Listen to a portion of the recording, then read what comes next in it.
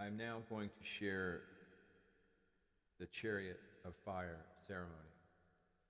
Essentially, this is an invocation to awaken the Christ consciousness within each individual who witnesses this video information dissemination broadcast from the Umbanda New Earth Ashram. This is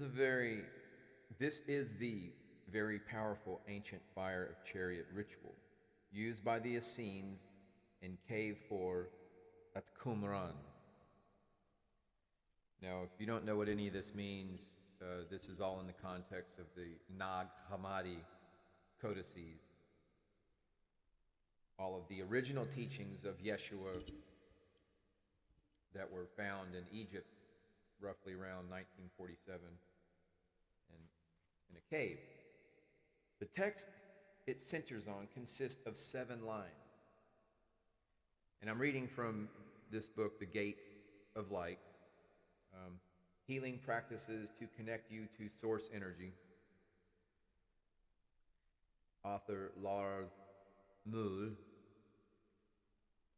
7 is a sacred number which occurs throughout the Bible.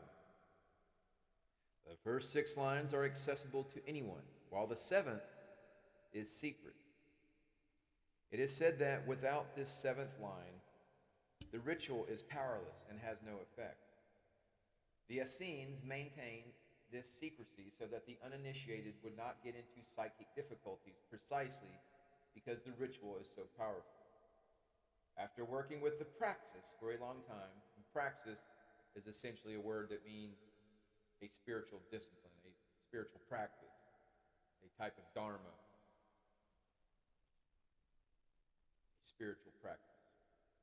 After working with the praxis for a long time and researching its origin and history, I, meaning Lars, no, not Lars Ulrich, but Lars Muhl, I have via intuitive understanding gained insight into the final 7th line. It is a prayer asking the Messiah, the Christ, to manifest himself in the heart of the person performing the ritual. Orthodox Jews and Jewish rabbis do not acknowledge Yeshua as the Messiah. However, the Essenes did. And the Essenes were another group of Jewish religious people. They were mystics, but they were contemporaries of the Sadducees, the Pharisees, etc. But the Essenes, and that is whom Jesus worked with, Yeshua, whom he was initiated with at the very early age of 12, which was unheard of. So, in the 7th line, included in the version below, which I will share with you, it is therefore Yeshua who is invoked in the heart. And I'm going to do my best to read the Aramaic portion of it, and then I will include the translation in the video information. Namaste, namaskaram. B'shem Adonai, mi yameni MIKAEL, umi shmoli GABRIEL, umi lifanai URIEL, umi akrorai RAFAEL, vea roshi SHEKINAH veba Levi YESHUA. In the name of the one creative, principal light sound, on my right hand MIKAEL, on my left hand GABRIEL, before me URIEL, behind me RAFAEL, above me SHEKINAH, in my heart YESHUA. And then I'll include a little bit of notes. But Shekinah is God's manifestation in the physical reality, but it is the feminine aspect of God. Yeshua is mankind's oldest brother. He is the first Christ.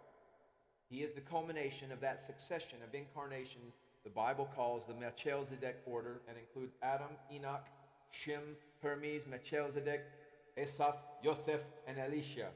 Yeshua is not the only Son of God, but the firstborn soul and the chosen one. As we can read in the books of Enoch, Isaiah, and Daniel, he is therefore mankind's Messiah, the anointed whom we invoke, so that he can manifest himself in our hearts. And it is my sincerest endeavor that Messiah, the Christ consciousness, is manifested in your heart as unconditional love, as tolerance for all. And that, yes, I realize I get a little carried away perhaps with this attack on organized religion. However, it is a necessary endeavor, because many people are missing the love of unconditional love of the Christ, of the Messiah, of Christ consciousness, because they're too busy attacking their fellow human beings. Well, we must rise above that frequency, and we must enter into the New Earth Golden Age timeline as all Messiahs, as all participants in the great awakening of the mass Christ consciousness. And so mote it be. Namaste. Namaskaram.